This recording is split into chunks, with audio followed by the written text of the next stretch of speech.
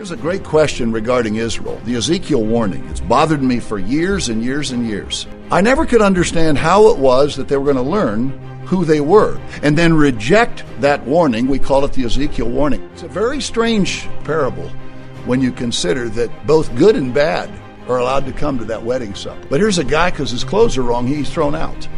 How does that make sense? You ever wonder about that? Go back and read it again. God says that lots of bad people get in. But somebody at that particular time whose clothes are wrong, in this case missing, is thrown out. I never understood it. Nobody ever tried to explain it. I never heard anybody try to explain that. Turn to Jude 14 and let's look at a fascinating verse from a different perspective.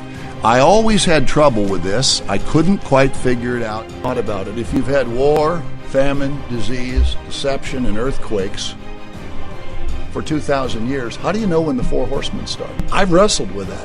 I never understood it. Acts chapter 1. This is 10 days before Pentecost.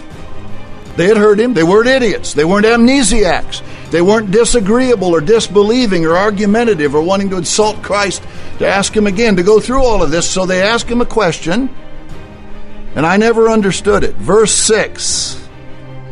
Will you at this time do that? It's an impossible question. They ask a question as he's about to ascend. All they needed was a yes or no answer. I used to read it and think, it's an idiotic question.